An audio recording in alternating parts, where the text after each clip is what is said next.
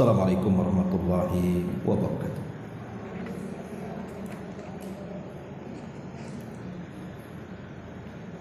Alhamdulillah wassalatu wassalamu ala Rasulillah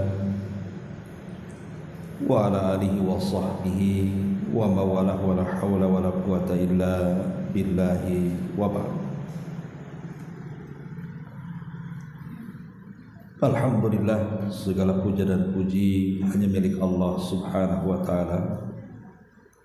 Salawat dan juga salam tak lupa kita haturkan kepada Rasul kita Nabi besar Muhammad sallallahu alaihi wa ala alihi wasallam.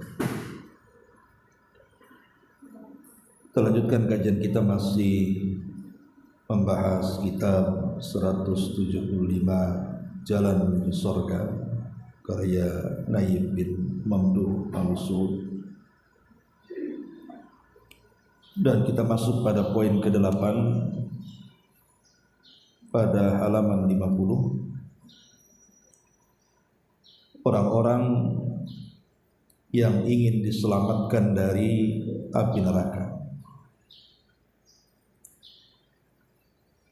Nabi sallallahu alaihi wasallam bersabda di sini dalam sebuah hadis yang dikeluarkan Imam Abi Dawud dan dihasankan oleh Syekh bin Baz dalam kitabnya Tuhfah Al-Akhyar.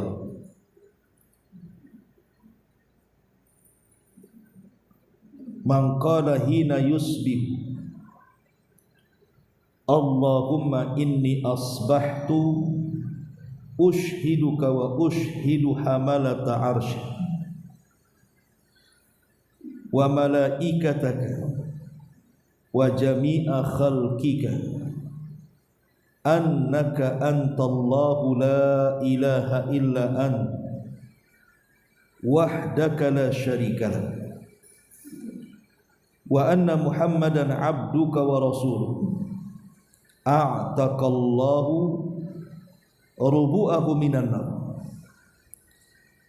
faman qala marrataini a'taqallahu nisfahu wa man qalaha thalathan a'taqallahu thalathata arba'ihi fa in qalaha arba'an a'taqallahu minan nar. Barang siapa yang ketika memasuki waktu pagi dia pun berzikir, Allahumma inni asbahtu ushhiduka wa ushhidu hamalata arshi. Ya Allah, sesungguhnya aku telah memasuki waktu pagi dengan menyatakan persaksian kepadamu para malaikat yang memikul arsy wa jami'a khalqika, seluruh malaikat-malaikat dan seluruh makhluk-makhluk, wa malaikataka wa jami'a khalqika annaka antallahu, bahwasanya engkau atau dirimu ya Rabb adalah Allah, la ilaha illa anta wahdaka la syarika lak, yang tidak ada sembahan yang berhak disembah kecuali engkau satu-satunya dan tidak ada sekutu bagimu, wa anna Muhammadan abduka wa rasul, dan sesungguhnya Muhammad adalah hambamu dan rasul. Sampai di sini zikirnya, ushhiduka wa ushhidu hamalata arshika wa malaikataka wa jami'a khalqika annaka antallahu la ilaha illa anta wahdaka la syarika lak wa anna Muhammadan abduka wa rasuluh. Kata Nabi sallallahu alaihi wasallam, a'taqallahu rubu'ahu minan nar, niscaya Allah akan menyelamatkan seperempat dirinya dari api neraka. Ini kalau dibaca satu kali. Faman qalaha marrataini, tapi kalau dibaca dua kali, a'taqallahu nisfahu, niscaya Allah Subhanahu wa taala akan menyelamatkan pengucapnya setengah darinya. Wa man qalaha thalathan, dan siapa yang mengucapkannya 3 kali, a'taqallahu thalathata arba'i, maka Allah Subhanahu wa taala akan menyelamatkan 3/4 dari dirinya.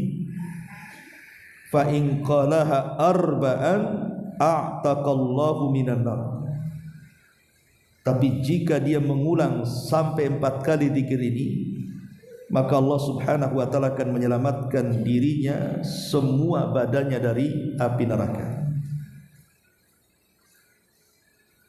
Berarti zikir pagi ini, ushiduka wa ushidu hamalata arsyik, sampai selesai, itu disunahkan dibaca 4 kali. Karena kalau sekali saja dibaca, berarti hanya 1/4 badannya saja selamat dari api neraka. Kalau dibaca 2 kali, separuh. Kalau dibaca 3 kali, sepertiganya. Tapi kalau dibaca 4 kali, maka seluruh badannya akan diselamatkan dari api neraka. Baik. Ma'asyiral muslimin, muslimat yang dimuliakan Allah Subhanahu wa taala. Poin yang ke-8 ini adalah satu amalan dari banyak amalan yang bisa memerdekakan kita dari api neraka. Jadi amalan-amalan yang bisa menjauhkan kita dari api neraka itu kan banyak. Lah salah satunya adalah dengan berzikir di pagi hari, yang disebut dengan zikir pagi. Ibu yang biasa zikir pagi pasti hafal doa ini. Baik, sebelum saya jelaskan isi daripada doa ini, kita berikan mukaddimah dulu. Ma'asyiral muslimat yang dimuliakan Allah Subhanahu wa taala, setiap manusia, saya, ibu atau siapa, kita ini sedang melakukan perjalanan menuju surga Allah Subhanahu wa taala. Yang namanya perjalanan itu pasti ada kelelahan, pasti ada keletihan. Ibu berjalan kemana saja itu pasti lelah. Tapi terkadang ada perjalanan-perjalanan itu, ketika kita lelah berjalan, rupanya lelahnya berjalan itu ditebus dengan sampainya kita ke tempat yang sangat indah. Contoh umpamanya, ibu melakukan umrah atau haji. Terkadang perjalanan kita dari Batam menuju Mekah itu kan jauh, harus duduk berjam-jam di atas pesawat gitu kan, belum mengantri nanti di imigrasi di beberapa negara kalau harus transit. Tetapi ketika sampai di Mekah, terkadang terbayar tuh. Dan terkadang perjalanan dari Batam ke sana itu sudah tidak diingat lagi karena sudah terbayar dengan melihat Ka'bah. Itu perjalanan di dunia. Terkadang lelah letihnya berjalan itu terbalas dengan tempat yang indah yang kita saksikan. Lah berjalan menuju surga itu seperti itu. Tapi ada sebaliknya. Jadi orang yang melakukan perjalanan itu, sepanjang perjalanan itu senang saja, bahkan tidak terasa. Yang ada senang saja karena mungkin pemandangannya, fasilitasnya dan begitu seterusnya, tapi tidak terbayar ketika sampai di tempat. Itulah yang disebut dengan perjalanan ke neraka. Boleh jadi mungkin di dunia dia senang saja mengumbar syahwatnya kan? Tapi ketika sampai di neraka, hilanglah semua kesenangan selama perjalanan hidup itu. Makanya di akhirat, ketika manusia dikumpulkan di padang mahsyar itu, dari orang yang awal sampai yang akhir, ada 2 manusia yang didatangkan di hadapan Allah Subhanahu wa taala. Jadi 2 manusia ini didatangkan di hadapan Allah dan disaksikan halayak orang ramai. Salah satunya adalah orang yang paling senang di dunia, dan yang satunya orang yang paling sengsara di dunia. Lah orang yang paling senang di dunia ini, betul-betul kehidupannya senang selama di dunia, tidak ada susahnya. Mungkin bahasa yang sering kita dengar, ya sejak kecil mungkin dimanja, sudah tua kemudian kaya raya, berpikir pula kemudian masuk surga, ternyata masuk neraka pula.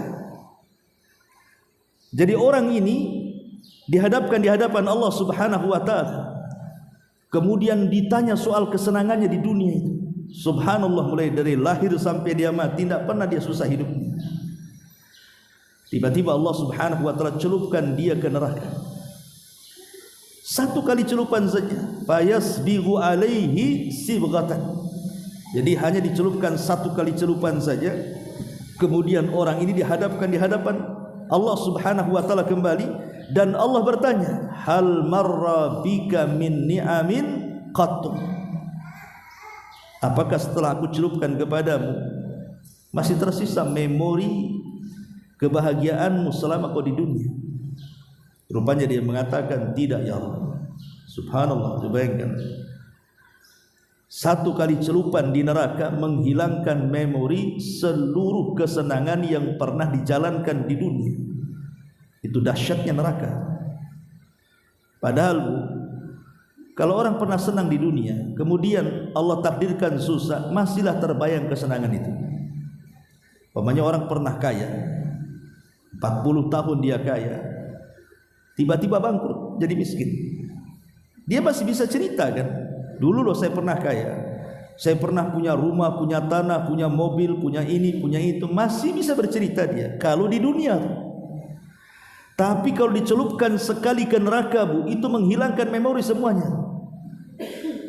Jadi kalau ditanya pernah senang, nggak bisa dia jawab, kan hilang semuanya.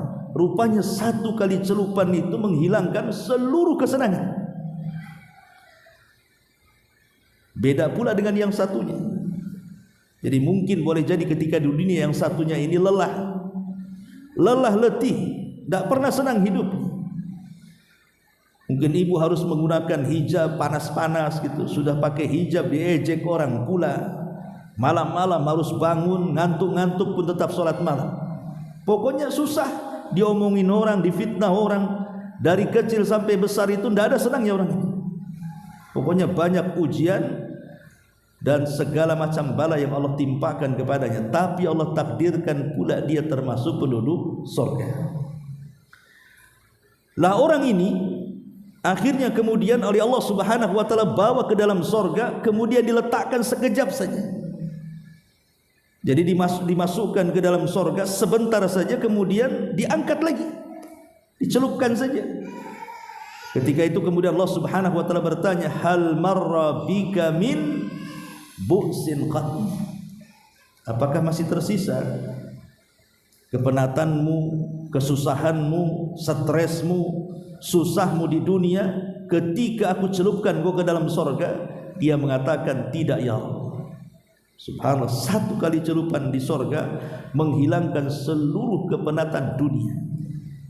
Macam mana orang yang masuk di dalamnya? Satu kali celupan saja lupa tuh kalau di dunia itu pernah diejek, pernah dihina, pernah menangis, pernah ini, pernah itu loh. Itulah keindahan surga. Dan yang pertama itulah kengerian neraka. Maka dari sini harusnya surga dan neraka itu jadi motivasi hidupku. Ini yang harus jadi motivasi hidup, itu surga dan neraka. Jadi kalau ibu ingin kuat, pamannya ibu sedang diuji oleh Allah Subhanahu wa taala. Banyak orang yang mengejek ibu, menggibah, membuli, menghina, merendahkan. Ibu tidak akan kuat dengan ucapan orang, kecuali ibu harus memberikan motivasi kepada diri ibu dengan cara apa? Saya harus sabar. Kenapa? Di sana ada surga. Itu maksudnya. Pokoknya apapun penderitaan di dunia ini, kalau motivasinya surga, Bu, hilang penderitaan ini. Tidak akan ada lagi penderitaan. Tidak apa-apa saya susah di dunia, tapi sebentar lagi saya masuk surga. Begitu juga motivasi orang-orang yang melakukan maksiat kepada Allah Azza wa Jalla. Kalau dia tidak ingat neraka, maka sulit dia akan meninggalkan maksiat. Sulit. Hanya orang yang ingat neraka yang bisa meninggalkan maksiat. Kalau orang tidak ingat neraka, sampai kiamat dia akan maksiat kepada Allah Azza wa Jalla. Maka inilah motivasi hidup. Kenang sorga dengan berbagai macam kenikmatannya, dan ingat di sana ada neraka, hati-hati dengan berbagai macam azabnya. Ma'asyiral muslimat yang dimuliakan Allah Azza wa Jalla. Dan setiap kelelahan itu pasti ada balasannya. Baik ibu lelah di atas kemaksiatan ataupun lelah di atas ibadah kepada Allah dan ketaatan, semua ada balasannya. Allah mengatakan, ya ayyuhal insan innaka kadihun ila rabbika kadhan famulaki. Wahai orang-orang yang beriman, sesungguhnya engkau ini lelah saat berjalan itu, tetapi kelelahan itu akan terbayar karena kita akan berjumpa dengan Allah Subhanahu wa ta'ala. Lah salah satu yang bisa menyelamatkan kita atau motivasi kita ini supaya semangat beribadah, salah satunya semangat berzikir dan juga berdoa. Karena apa? Karena ada motivasi surga dan terhindar dari api neraka. Lah ini salah satunya poin yang ke-8 ini. Orang yang ingin diselamatkan dari api neraka di sini. Di sini Nabi sallallahu alaihi wasallam mengatakan, "Man qala hina yusbi." Barang siapa yang ketika masuk di pagi hari. Artinya amalan ini adalah amalan pagi. Dibaca selepas subuh. Apa yang dibaca? Allahumma inni asbahtu. Ya Allah, sesungguhnya aku telah memasuki waktu pagi. Ushhiduka, aku bersaksi kepadamu. Wa ushhidu hamalata arsy, dan aku bersaksi kepada para malaikat-malaikat pemikul arsy. Secara khusus ya, para malaikat-malaikat pemikul arsy, wa malaikatika, dan secara umum seluruh malaikat-malaikatmu, wa jami'a khalqika, dan seluruh makhluk-makhluk. Apa yang kita saksikan? Annaka antallah, sesungguhnya engkau ya Rabb adalah Allah sesembahan. La ilaha illa anta, yang tidak ada yang berhak disembah dengan benar illa anta, kecuali engkau ya Rabb. Wahdaka la syarika lak, semata-mata tidak ada sekutu bagimu.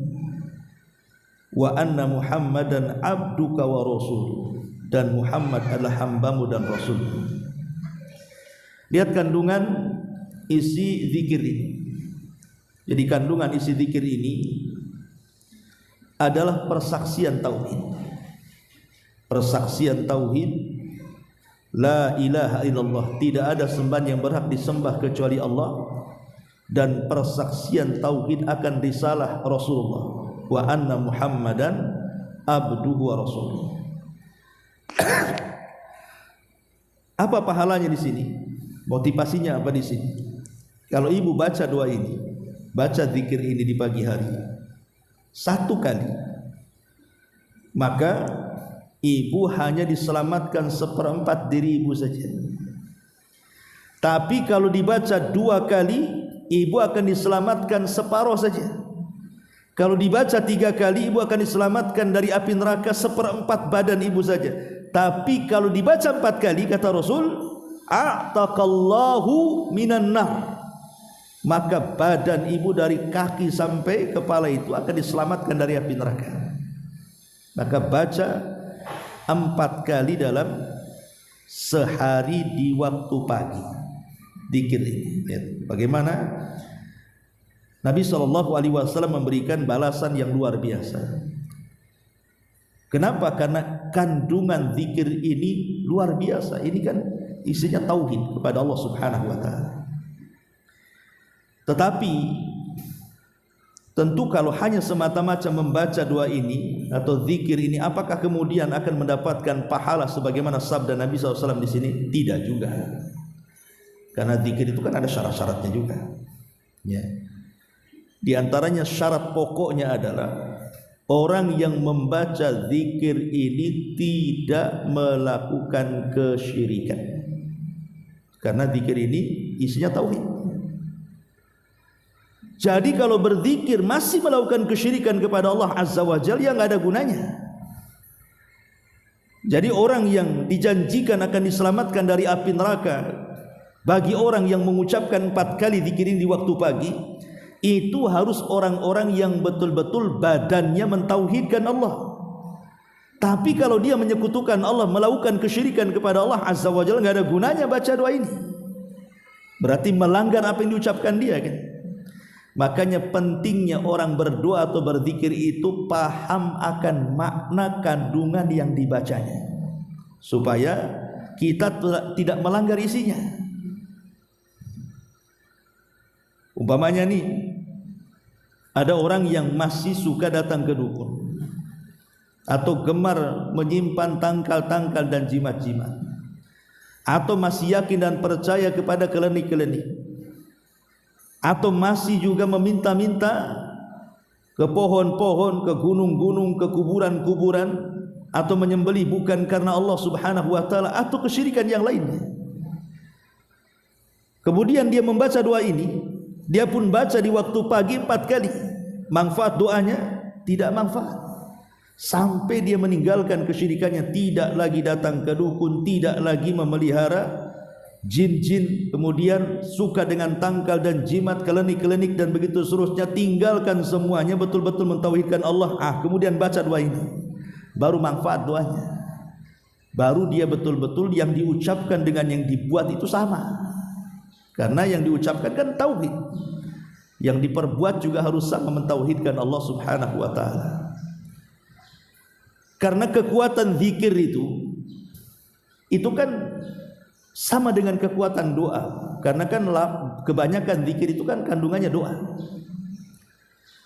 Kata Imam Ibnul Qayyim rahimahullahu taala ketika memberikan catatan kepada hadis Nabi sallallahu alaihi wasallam, ad-du'a silahul mu'min, bahwa doa itu atau zikir itu senjatanya seorang yang beriman.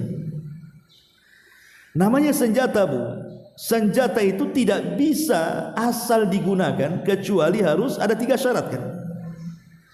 Pertama, senjatanya harus tajam.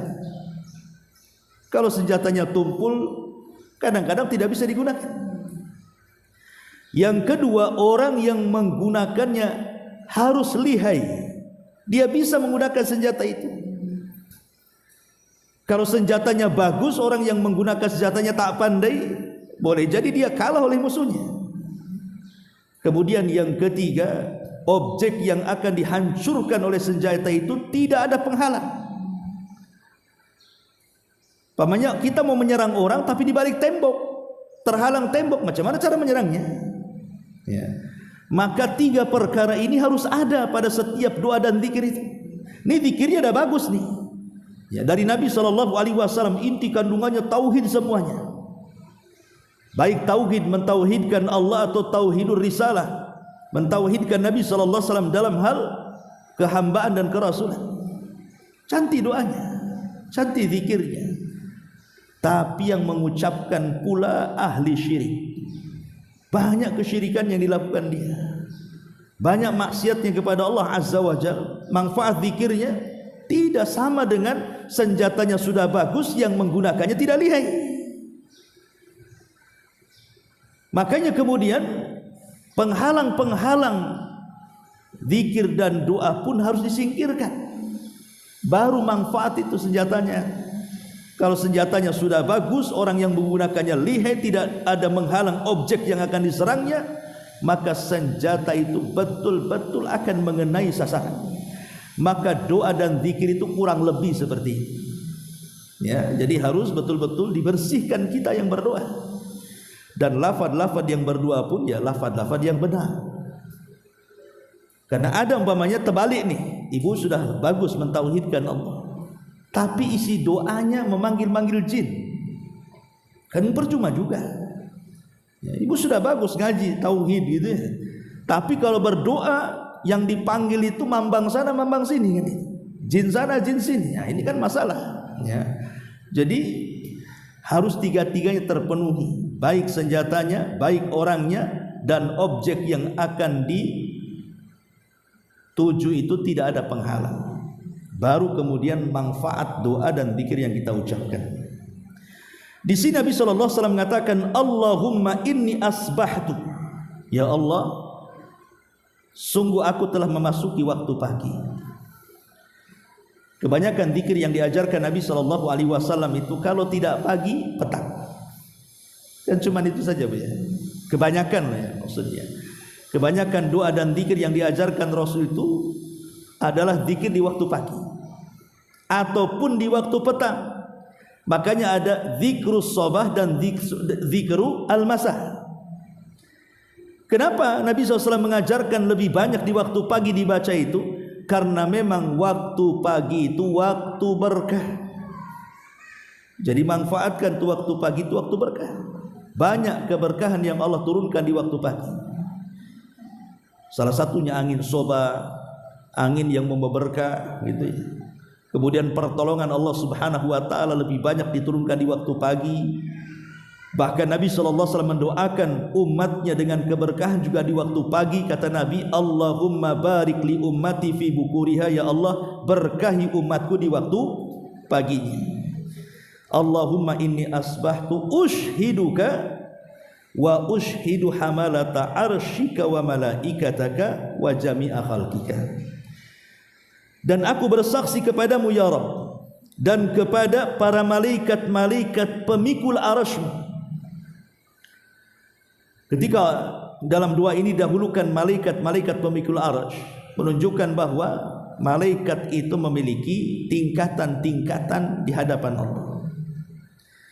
Jadi malaikat yang lebih dekat kepada Allah itu lebih memiliki keagungan. Jadi malaikat yang makin dekat dengan Allah itu makin memiliki keutamaan dan kedudukan di sisi Allah Subhanahu wa taala. Lah malaikat arsy ini lebih dekat dengan Allah. Karena Allah itu sudah di atas arsy-Nya kan begitu. Makanya kemudian mereka adalah dianggap para malaikat-malaikat yang berbeda dengan malaikat yang lainnya. Sampai-sampai satu hari Nabi SAW pernah diizinkan untuk memberikan sifat malaikat pemikul arsy. Apa kata Rasul?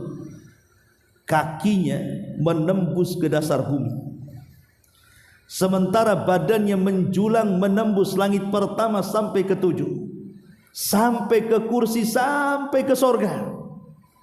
Kemudian kedua tanduknya baru memikul arsy Allah Subhanahu wa taala. Coba bayangkan, sebesar itu malaikat pemikul arsy itu. Kakinya menembus bumi, badannya melewati langit pertama sampai kursi, sampai ke sorga, sampai kepalanya memiliki tanduk. Lah tanduknya itulah yang kemudian memikul arsy Allah Subhanahu wa taala, dan jumlahnya 8 para malaikat. Sebagaimana Al-Qur'an mengatakan 8 malaikat pemikul arsy. Kalau bukan Nabi SAW yang menceritakan, dan kalau bukan hadis ini adalah hadis yang sahih, tentu kita tidak yakin dengan cerita ini. Mana ada malaikat setinggi itu, kayak hayalan saja. Tapi karena hadisnya sahih yang menceritakan Nabi, ya kita samina wa ata'na saja. Dan ini menunjukkan kuasa Allah Subhanahu wa taala, bahwa malaikat-malaikat pemikul arsy itu memiliki kekuatan yang tidak dimiliki malaikat yang lainnya. Sanggup memikul arsy yang merupakan makhluk Allah yang paling besar dari awal diciptakan sampai bumi dimusnahkan ya. Kemudian wa malaikataka, dan seluruh malaikat artinya tidak bisa kita menghitung berapa banyaknya malaikat. Ketika Nabi SAW di Isra Mi'rajkan saja, kan Rasul diperlihatkan Baitul Ma'mur. Sejarah Baitul Ma'mur ini, bahasa kitanya Ka'bahnya malaikat lah. Kalau kita kan punya Ka'bah di Mekah sana, lah malaikat juga punya Ka'bah namanya Baitul Ma'mur ya. Di mana Baitul Ma'mur? Ya di langit sana. Dan Baitul Ma'mur itu kalau ditarik benang dari atas ke bawah itu sama lurus dengan Ka'bah. Jadi kalau tumbang, roboh, itu mengenai Ka'bah. Jadi lurusannya sama dengan Ka'bah. Sejarahnya kenapa sampai malaikat itu diberikan tempat Ka'bah bagi mereka.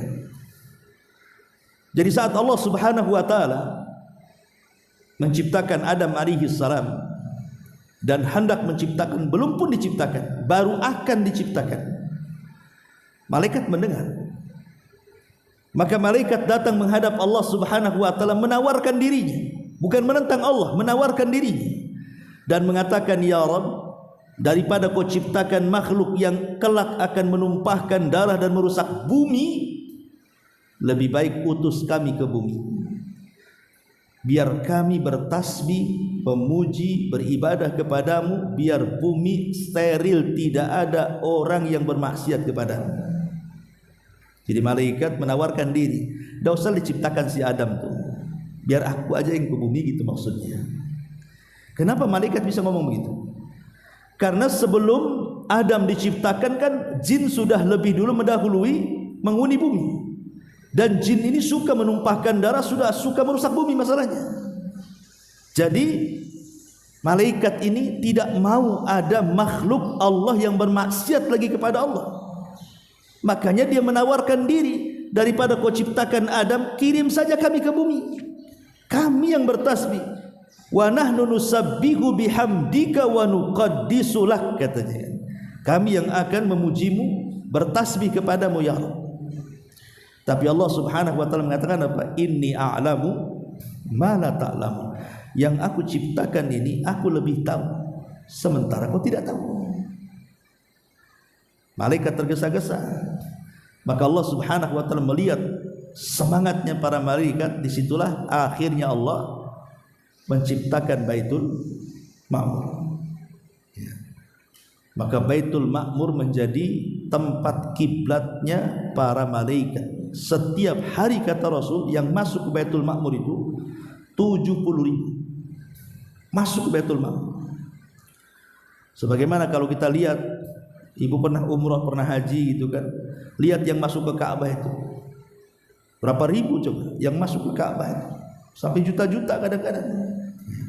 Lah begitu juga malaikat tuh yang berputar-putar di Baitul Ma'mur itu setiap harinya 70.000. Sebagaimana Ka'bah juga ribuan juga manusia yang bertawaf di situ kan. Tapi kalau manusia itu kan kadang-kadang mungkin bulan ini umroh, besok lagi umroh, besok lagi umroh gitu ya. Dalam setahun itu berkali-kali umroh dia. Tapi malaikat tidak. Malaikat sekali saja masuk, kemudian keluar dan tidak pernah kembali. Setiap harinya dengan jumlah yang sama tuh. Jadi yang 70.000 masuk, kemudian tawaf, setelah selesai beribadah kepada Allah, kemudian mereka keluar di hari yang sama. Besoknya datang malaikat baru dengan jumlah yang sama, kemudian keluar, kemudian besoknya lagi masuk malaikat yang baru dengan jumlah yang sama, dan begitu seterusnya. Coba, dengan malaikat sebanyak itu, siapa yang bisa membilang berapa jumlahnya malaikat?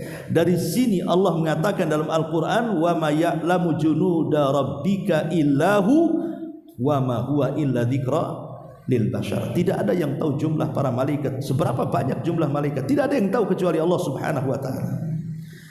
Nah, kita bersaksi dengan para malaikat pemikul aras dan dengan sejumlah malaikat yang tidak ada yang tahu kecuali Allah jumlahnya. Wa malaikataka wa jami'a khalqika, dan seluruh makhluk Allah ini macam-macam, bukan hanya manusia, jin, malaikat. Ada binatangnya, ada pohonnya, ada bebatuannya, dan lain sebagainya.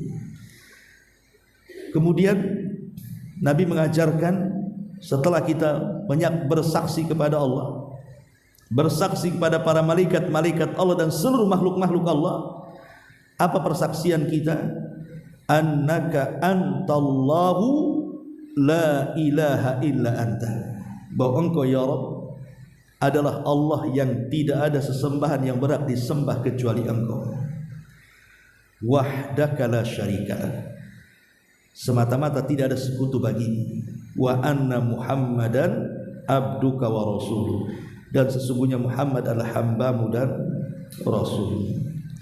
Ini diantara kandungan doa atau zikir yang kita disunahkan dibaca di pagi hari, dan minimalnya 4 kali dibaca dalam setiap paginya, dalam setiap harinya. Bayangkan kalau setiap pagi baca ini 4 kali, besoknya paginya baca lagi, besoknya paginya baca lagi coba. Maka semakin sering kita membaca doa ini 4 kali dalam setiap pagi, berarti semakin dijauhkan kita dari api neraka dan diselamatkan api neraka dan dimasukkan ke dalam surga. Wallahu a'lam bishawab. Kira cukup ya, 1 poin saja.